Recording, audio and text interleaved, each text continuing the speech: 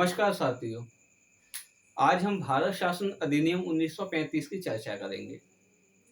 जैसा आपको पता है कि इससे पहले के जो महत्वपूर्ण थे राजनीतिक विज्ञान के हिसाब से उन अधिनियमों की हमने चर्चा की है। अब धीरे-धीरे हम पॉलिटी के आधार की ओर बढ़ते जा रहे हैं, जहाँ पर एक डिटेल्ड कांसेप्ट के साथ चीज़ों को समझने का हम प्रयास करेंगे। तो आइए शुरू करते हैं आज की क्लास भारत शासन अधिनियम 1935 के माध्यम से। भारत शासन अधिनियम 1935 जो कि अगस्त 1935 में ब्रिटेन की संसद में बनाया गया, परंतु भारत में लागू होने की तिथि आपसे पूछी जाती है तो आप इसका राइट आंसर दीजिएगा 1 अप्रैल 1937। क्लियर? भारत शासन अधिनियम 1935 भारत में 1 अप्रैल 1937 को लागू किया जाता है।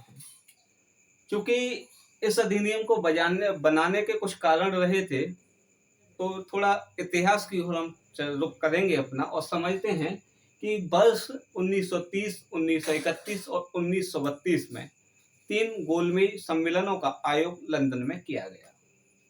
पहला गोलमेज सम्मेलन जिसको अंग्रेज आयोजित कर रहे थे, उसका विरोध किया गया कांग्रेस द्वारा।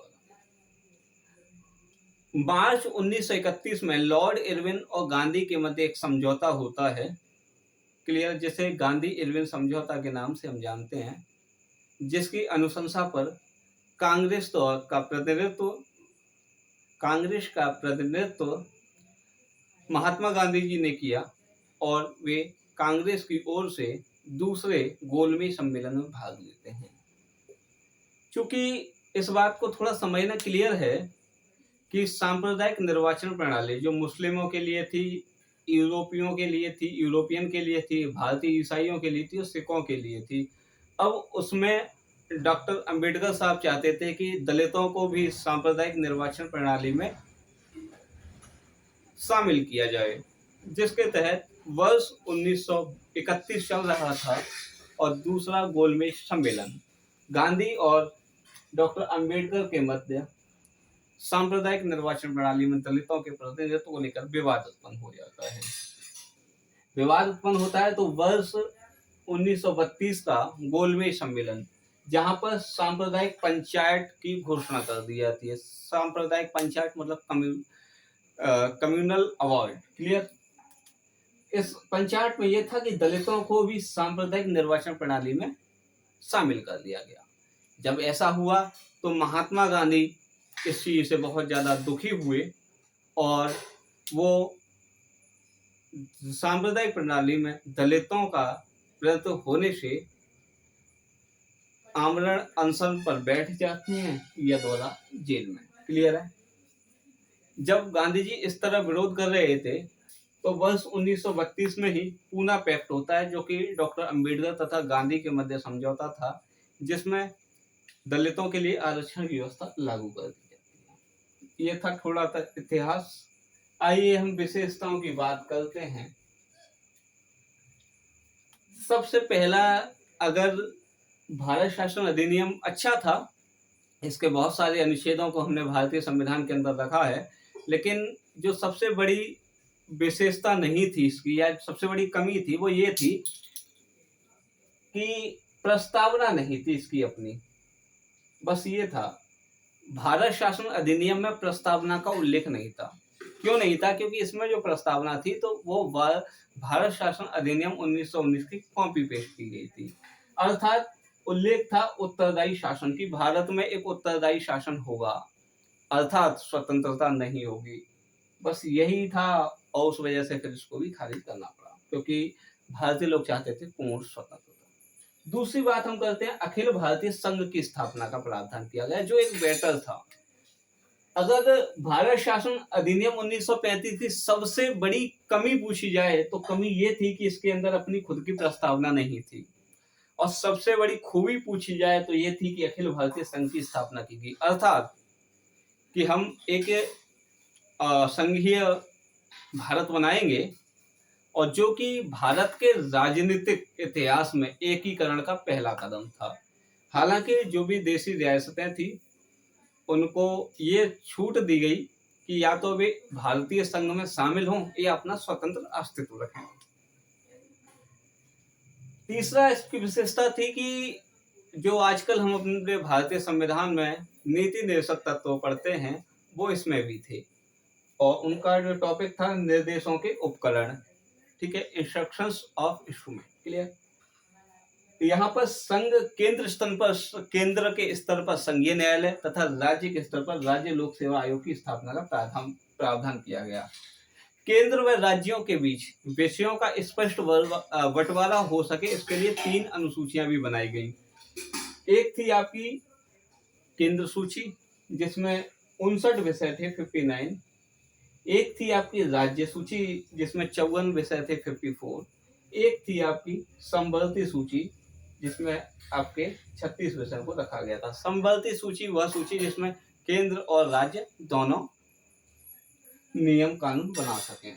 एक वो था जो विषय जिनका इसमें उल्लेख नहीं है, उनको अवशिष्ट विषय कहा जाता है, जिस पर कानून बनाने की जिम्मेदारी गवर्नर जनरल की थी।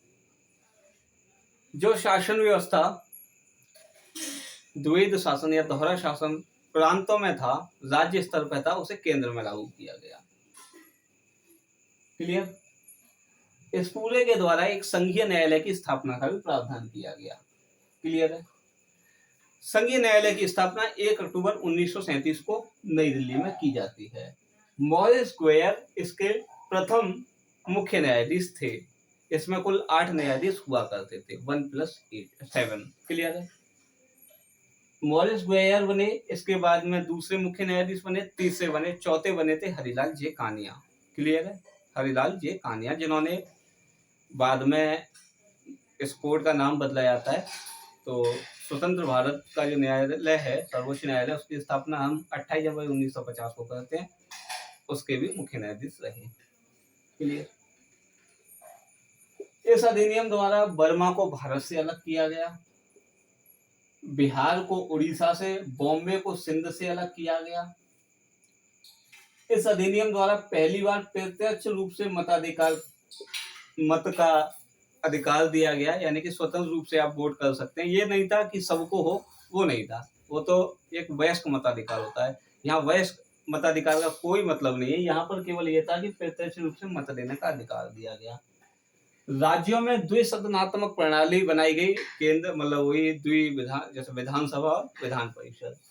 11 राज्य प्रांत हुआ करते थे या राज्य हुआ करते, उसमें से 6 में दोहरा शासन लगाया गया था। वो कौन सा था? बम्बई, मद्रास, बंगाल, उत्तर प्रदेश, बिहार और आसाम। क्लियर। अब इस अधिनियम में और क्या विशेषता थी? 321 अनुच्छेद थे, 10 अनुसूचियां थी और 14 भाग थे। क्लियर है। अब कुछ इस अधिनियम को लेकर के टिप्पणियां भी थी, जिन पर प्रकाश डाल देते हैं। पंडित जवाहरलाल नेहरू की पुस्तक है द डिस्कवरी ऑफ इंडिया, जिन्होंने भारत शासन अधिनियम 1935 के बारे में कहा है कि यह दासता का अधिकार पत्र है। दासता का अधिकार पत्र क्यों है? क्योंकि यहाँ पर स्वतंत्रता का उल्लेख नहीं है, तथा इसको इंजन रहित गाड़ी जिसमें अनेक ब्रेक लगे हैं, ऐसा बताया। इंजन रहित गाड़ी मतलब स्वतंत्रता नहीं, और अनेक ब्रेक का मतलब है कि इसमें रुकावटें, बाधाएं बहुत हैं। मोहम्मद अली जिन्ना, जिन्होंने इसको पूर्णतः सड़ा गला बताया था। देखिए, मोहम्मद अली जिन्ना जो मुस्लिम लीग के थे, पाकिस्तान अलग एक राज्य बनाने की इनकी अनुशंसा थी, लेकिन पाकिस्तान शब्द किसने दिया था? तो रहमत चौधरी अली साहब ने दिया था। इस बात का थोड़ा ध्यान रखिएगा। A.B. कीथ, जिनकी पुस्तक है कॉन्स्टिट्यूशनल हिस्ट्री ऑफ इंडिया, बड़ा ही इंपोर्टेंट है। A.B. कीथ, जिनकी पुस्तक का नाम है कॉन्स्टिट्यूशनल हिस्ट्री ऑफ इंडिया, अपनी पुस्तक में भारत शासन अधिनियम 1935 के बारे में टिप्पणी करते हैं कि इस अधिनियम को देखकर भारतीयों को यह लगा कि उन्हें सब कुछ मिल गया है, और ठीक उसी समय अंग्रेजों ने फील किया कि उनका गया कुछ नहीं। कितनी बढ़िया और शानदार टिप्पणी थी। तथा एटली साहब ने इस अधिनियम के ये कहा कि ये अविश्वास का प्रतीक है। अविश्वास यानी कि भाई स्वतंत्रता नहीं है, या विश्वास का राग अलापा जा रहा है। क्लियर है जी। अच्छा, थोड़ा एक आंशिक रूप से हमारा संविधान 1949 को लागू कर दिया जाता है, लेकिन पूर्ण रूप से 26 जनवरी 1950 को लागू होता है। स्वतंत्रता हमें 15 अगस्त 1947 को मिल जाती है। तो स्वतंत्रता से लेकर के, या जब से ये बना तब से 1950 26 जनवरी से पहले तक जो भारत में कानून लागू था, वो लागू यही था, भारत शासन अधिनियम 1935। आशा करता हूँ आपको चीजें क्लियर हुई होंगी। आगे बिल्कुल डिटेल के साथ हम पॉलिटी को स्टार्ट करने वाले हैं, तब तक बने रहिए आप साथ। धन्यवाद। जय हिंद, जय भारत।